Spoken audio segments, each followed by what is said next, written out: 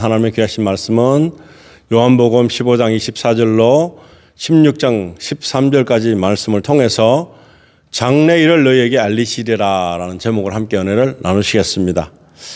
하나님의 그 섭리는 우리에게 하나님의 그 살아계심을 증거하시는 것뿐만 아니고 복음을 복음되게 하시기 위한 목적으로 우리를 부르셨다 하는 것입니다. 그리고 구원자가 받을 엄청난 축복, 그것은 바로 성령을 받는 것이고 그 속에서 일어나는 모든 것들은 하나님과 같이 동반해서 일을 한다 하는 것입니다. 그리고 우리가 생각하지 못했던 그런 여러 가지 일들 가운데서도 하나님의 계획은 항시 현존하시는 가운데서 일어난다는 것입니다. 그래서 우리가 앞으로 될 일은 미리 알고 있습니다만은 성경대로 하면은 멸망이 가까워오는 것이죠. 그리고 그 과정에서 우리가 어려운 점과 여러 가지 일들이 있는데 그것을 어떻게 잘 지켜내면서 하는가.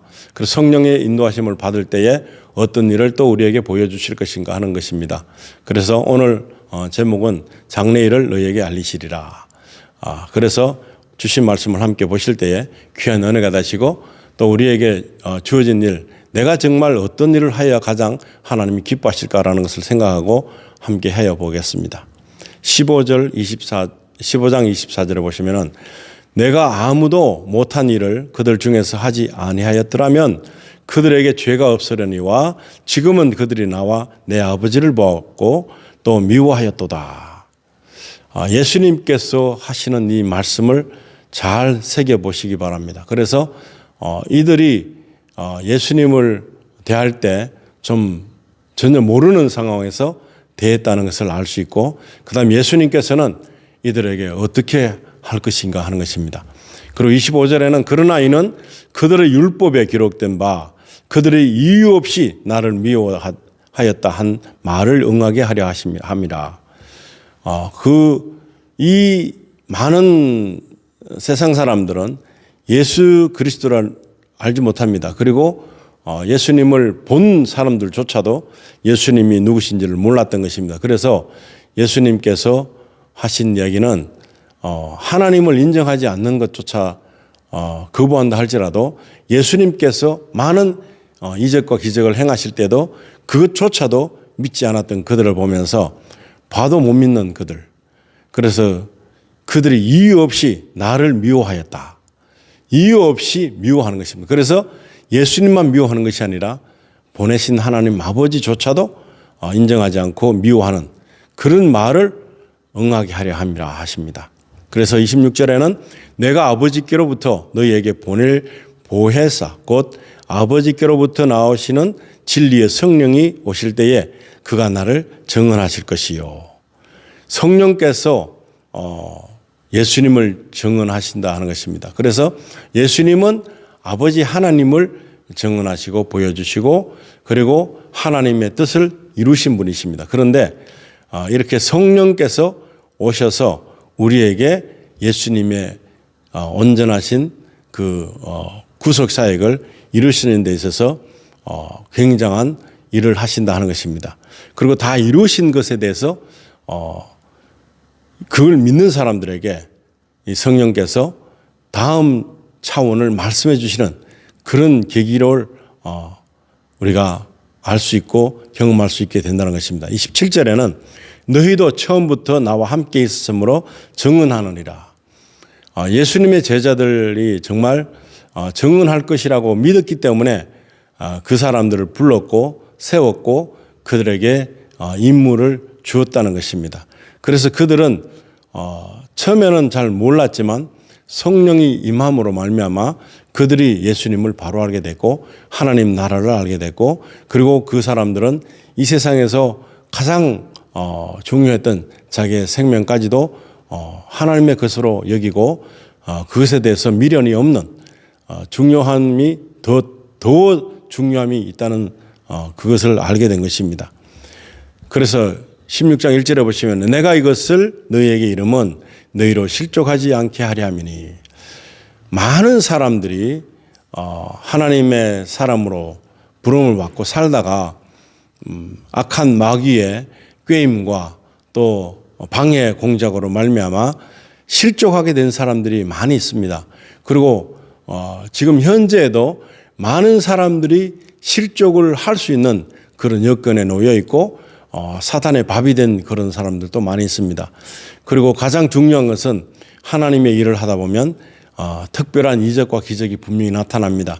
그럴 때에 겸손하게 내가 한 일이 아니고 하나님께서 하신 일이라고 믿고 겸손한 자리에서 지속적으로 일을 해 간다면 절대로 실족할 수가 없죠. 그런데 많은 사람들이 저절로 겸손한 자리에서 벗어나게 되고 어떻게 하다가 교만한 자리에 가게 되고 그리고 한 일에 대해서 자랑하게 되고 겸손하지 못한 그런 까닭에 결국에는 사단의 밥이 돼서 그 많은 일들을 열심히 하고도 결국에는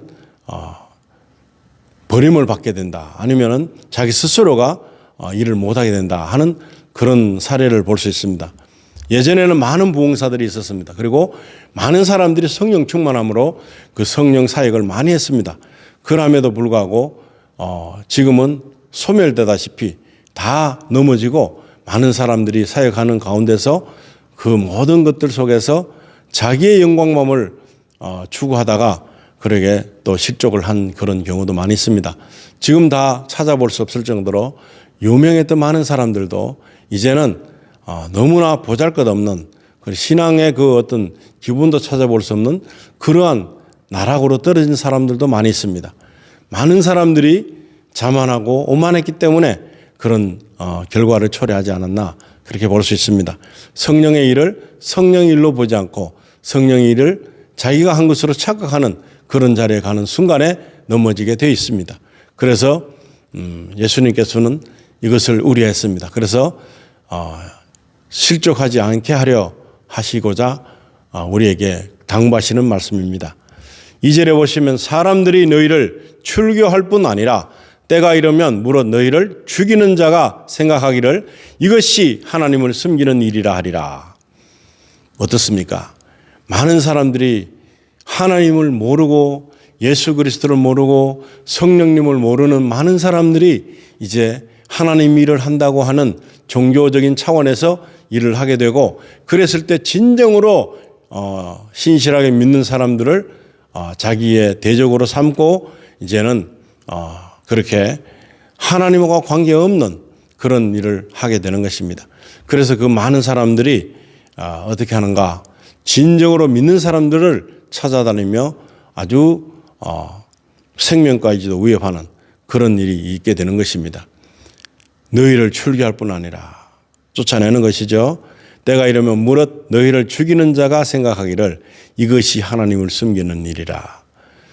예전에도 똑같았습니다. 예수님 시대도 많은 유대인들이 하나님을 모독한다 해서 그 많은 사람들이 예수님을 죽이려고 했고 죽이게 된 것입니다.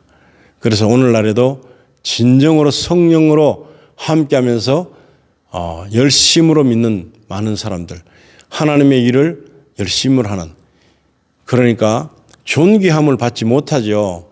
성령이 하셨기 때문에 우리가 존귀함을 받게 되는 것이 아니라 하나님 아버지께서 존귀함을 받게 되는 것입니다. 그런데 드러내고 나타내고 하지 않다 보니까 무시당할 수가 있죠. 그런데 많은 사람들은 이런 존귀함을 받지 못하는 사람을 무시하게 되고 그때 당시에 예수님 시대 당시에 제사장들 그 많은 사람들이 예수님을 진정으로 무시했죠. 진정한 제사장이신데도 불구하고 그들은 가짜 제사장이 그 진정한 대제사장이신 예수님을 몰라보고 그렇게 한 것입니다. 지금도 마지막 때는 이렇게 될 것입니다. 많은 사람들이 신실하게 성령 안에서 사역하시는 많은 사람들을 죽이게 되고 쫓아내게 되고 핍박하게 될 것입니다. 명성을 얻은 가짜들이 말이죠. 그런 일을 자행할 것입니다. 3절에 보시면 그들이 이런 일을 할 것은 아버지와 나를 알지 못함이라. 성령 안에 거하는 사람하고 성령 안에 거하지 않는 사람의 차이가 있습니다. 그 성령 안에 거하는 사람은 하나님 아버지를 아는 것이고 또 예수 그리스도를 온전히 아는 것이고 성령의 도움을 온전히 받는 사람으로 성령과 함께 하는 사람입니다. 그런데 그러지 않는 사람들이 더 우세할 수도 있죠. 지식으로나 아는 사람들, 성경을 그냥 지식으로 글로나 아는 사람들은 그저 하나님 아버지라는 이름을 가지고 있지만 하나님의 권능과 능력을 모르는 사람들이 그렇게 하게 되는 것입니다. 성령을 아는 사람, 성령 안에 있는 사람들은 함부로 하지 않습니다. 고린도전서 13장에 나오는 사랑장처럼 울리는 꽹과리가 아닌 것입니다. 진정으로 영혼을 사랑하는 사람인 것입니다. 시기와 분냄과 질투를 하지 않습니다. 그리고 우리 마음에 악한 뜻을 품지 않습니다. 내 속에 악한 것이 숨어 있다면 이 시간에 몰아내기를 원합니다. 그래서 예수 피로 더러운 것을 저주하고 악한 더러운 것들을 다 몰아내서 이제는 내 안에 온전한 성령만이 거하실 수 있도록 내가 하나님 앞에서 견고히 서야 되는 것입니다. 그러기 위해서는 우리의 과거에 있었던 모든 습관과 습성들을 나사렛 예수 이름으로 예수 피로 저주하여서 끌어내서 내 밖으로 던져야 되는 것입니다. 그랬을 때에 온전히 성령의 일을 우리가 알고 직감하고 그 성령의 음성에 충실할 수 있는 것입니다. 그러지 않는다면 우리는 결국에는 마귀의 제자가 돼서 그저 탐욕과 시기와 모든 것을 합니다. 그래서 나는 죽지 못하는 것입니다. 그리스도 안에 죽는다는 것은 바로 내가 이것을 다 없이 하여졌을 때 내가 죽은 것입니다. 내 안에 내 자아가 무너져 내려야지만이 성령께서 일하실 수 있습니다. 예를 들면 삼손이 자기가 가지고 있는 힘이 자기 것인 줄 알았습니다. 그래서 과시할 때도 있었지만 마지막에 어떻게 됩니까? 눈이 뽑히고 정말 기둥에 묶여졌을 때 이제는 나는 내 힘으로 하는 것이 아니라 하나님의 능력으로 마지막 내 죽음까지도 내가 하나님께 드리리다 하는 그런 고백 속에서 그가 자기가 죽어진 모습을 보여주는 것입니다. 자기의 힘이 있습니다. 그러나 자기 힘이 아니고 이제는 내 힘으로가 아니라 하나님의 힘으로 살리라, 하나님의 힘으로 죽으리라 하는 그런 마음을 가지고 그의 마지막을 그렇게 장식한 것입니다. 우리의 마음속에 우리 힘이 있습니다. 우리 안에 지식이 있습니다. 지각이 있습니다. 얼마든지 많은 것들이 있습니다. 그것을 사용하지 않겠다는 것입니다. 가장 약한 것으로 그리스도 안에서 쓰임을 받겠다는 것입니다. 내가 가지고 있는 모든 것을 가지고 내가 나를 자랑하는 것이 아니라 나의 연약함을 통해서 하나님이 쓰시기를 원하는 마음으로 내어드리는 그런 마음을 가지고 있을 때 나는 이제 죽고 그리스도가 내 안에 사는 것입니다. 내가 죽어야지 내 안에 그리스도가 사는 것입니다. 내가 살고 있는 한 내 안에 그리스도는 살 수가 없습니다. 그래서 내가 죽는 연습을 날마다 하는 것입니다. 그렇게 할 때 나는 온전해지는 것입니다. 그런데 그것을 모르고 내 안에 있는 습성과 나 안에 있는 모든 자랑거리를 끄집어낼 때는 나는 아직도 살아있고 그리스도 안에서 내가 죽지 못했던 것입니다. 내가 그리스도 안에 죽을 때만이 성령께서 나를 온전히 사용하시고 일을 하신다 하는 것입니다. 그랬을 때 나는 오히려 예전에 내가 가졌던 모든 것보다 더 지혜롭고 더 믿음적으로 그리고 삼손이 블레셋인과 적군들을 죽인 것이 자기가 죽을 때 죽인 사람보다 오히려 적었을 정도로 그 정도의 차이가 난다는 것입니다.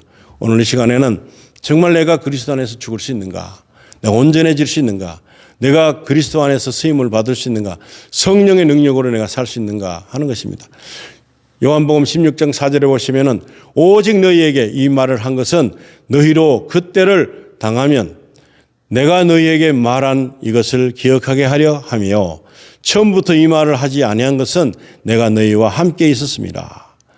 예수님께서 함께 하심으로 말미암아 이 많은 제자들이 예수님을 잘 알았어야 되는데 잘 몰랐습니다. 그리고 벅찼습니다. 이해하지 못했습니다. 성령으로 이 모든 것을 풀이해 줄 때야 정말 알 수 있었던 것입니다. 그래서 예수께서 부활하셔서 갈릴리로 가시는 중에 제자들이 정말 너무 허탈한 나머지 뿔뿔이 헤어졌죠. 그런데 그 뿔뿔이 헤어지는 그런 과정 속에서 예수님을 만났을 때 어떤 일이 일어납니까? 예수님을 몰라봅니다. 예수님을 알지 못하게 되는 그런 결과가 일어나는 것입니다. 변화된 예수님을 알아보지 못했습니다. 그래서 예수님께서 식사 중에 축도를 하시니까 드디어 예수님을 알아보게 된 것입니다. 16장 5절에 보시면은 지금 내가 나를 보내신 이에게로 가는데 너희 중에서 나더러 어디로 가는지 묻는 자가 없고, 묻는 자가 없습니다. 알지 못하기 때문에 도무지 알지 못합니다. 그리고 예수님께서 가시는 길은 예루살렘에서 갈릴리로 가시는데도 불구하고 그들은 엠마오로 가던 두 제자가 나오죠. 그 제자도 예수님을 몰라봤습니다. 그러함에 지금 이제 하늘나라로 가시는데 그 하늘나라로 가시는 그것도 알아볼 리가 없죠. 더더구나 이 땅에서도 몰라봤는데 어떻게 알아볼 수 있는 눈이 뜨여졌겠습니까? 그래서 너무나 알 수 없는 예수님 말씀을 의심하는 것뿐이지 어떻게 이런 일이 되겠습니까? 라고 아무도 묻는 사람이 없다는 것입니다. 16장 6절에 보시면 도리어 내가 이 말을 함으로 너희 마음에 근심이 가득하였도다. 이게 도대체 알 수 없는 말씀을 하기 때문에 이해가 되지 않습니다. 그러나 훗날에 지금 이 말씀을 듣는 우리들은 무슨 말인지 알아야 되는 것이고 무슨 뜻인지 알아들어야 하는 것이 마땅한 것입니다. 7절에 보시면 그러나 내가 너희에게 실상을 말하노니 내가 떠나가는 것이 너희에게 유익이라.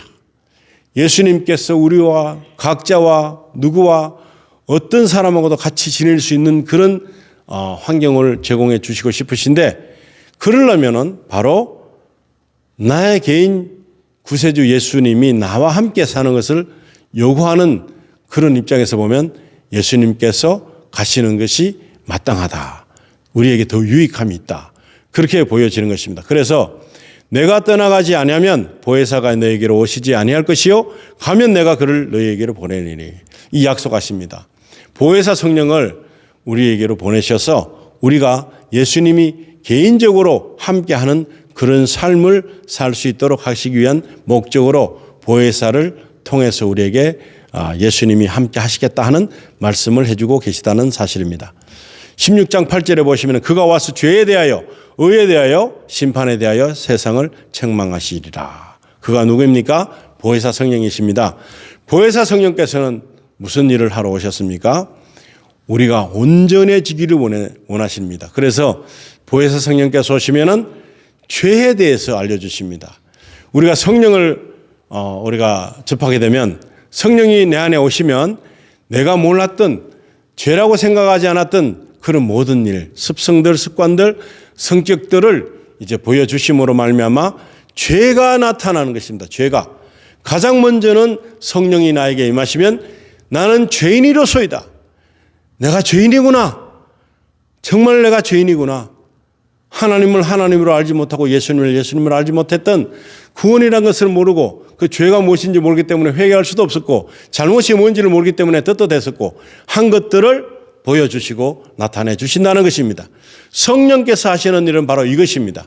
잘못된 것을 지적해 주시는. 이걸 모르면 어떻게 되겠어요? 율법을 우리가 아무리 많이 한다 할지라도 이거 하지 마라 저거 하지 마라 한다 할지라도 마음적으로 일어나는 사실에 대해서는 누가 알 수가 없지요. 그런데 율법은 그렇습니다. 율법은 세상 사람들 앞에서 보여지는 것 앞에서 숨길 수 있습니다.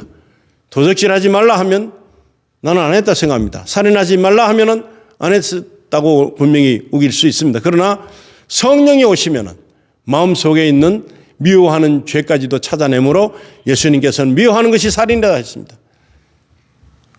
음행을 품는 마음을 가지는 것조차도 음행이라 했습니다. 그런 만큼 성령이 임하시면은 바로 이것을 비춰주신다는 것입니다. 이 어두운 곳에 빛이 들어오셔서 이 더러운 것을 다 찾아내셔서 이 더러운 것을 제거시켜 주시는 역할을 하시기 위해서 오신다는 것입니다. 그래서 죄에 대해서 알게 됩니다. 그래서 나는 죄인입니다. 도저히 감당할 수 없는 절대로 구원받을 수 없는 존재였다는 사실을 고백하게 되는 것입니다. 그랬을 때에 바로 예수 그리스도가 이 나의 죄를 감당하지 못하는 이 나의 죄를 씻어주시는 그런 결과적인 일을 하기 위해서 십자가에 대속하셨구나 하는 것을 깨달을 때에 드디어 은혜가 오는 것입니다. 예수님 못 박히실 때 얼마나 아프셨을까? 그게 아닙니다. 그거 이상인 것입니다. 예수님은 먼저 왕이시고 하나님이시고 그러하신데도 불구하고 그 권능을 버리시고 세상에 있는 여인의 몸에 태어나신 것, 그 자체로부터 엄청난 수모였습니다.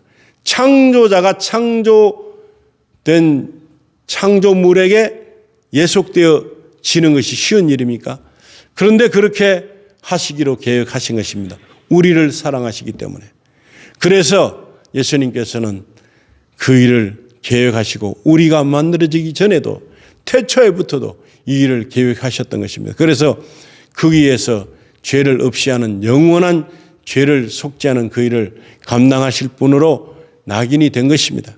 그래서 오셔서 우리에게 이 사실을 알려주신 것입니다.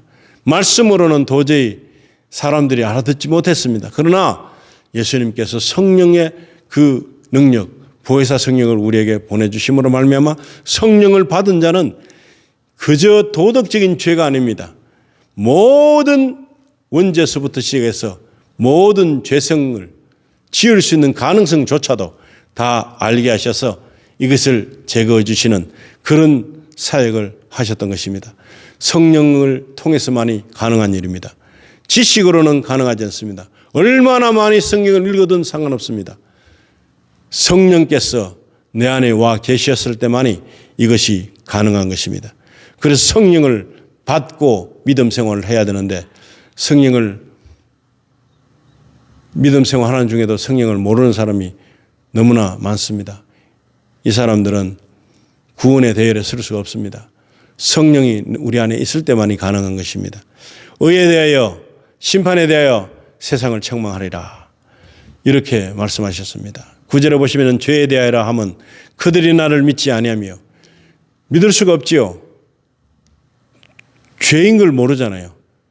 왜 예수님이 오셨는지 모르잖아요. 왜 예수님이 대속자신지도 모르잖아요. 구세주인지 모르잖아요. 뭘 구원하는지 모르잖아요. 그래서 그 죄를 다 없앰으로 말미암아서 결국에는 이런 구원에 대한 가장 중요한 메시지를 우리에게 전해주신 것입니다. 하나님을 알지 못하고 예수 그리스도를 모르기 때문에 결과적으로는 구원을 받지 못하는 것이거든요. 10절에 보시면 의에 대하여라 하면 내가 아버지께로 가니 너희가 다시 나를 보지 못하며 너무나 그의 나라와 의를 날마다 말하지만 의가 뭔지 모르잖아요.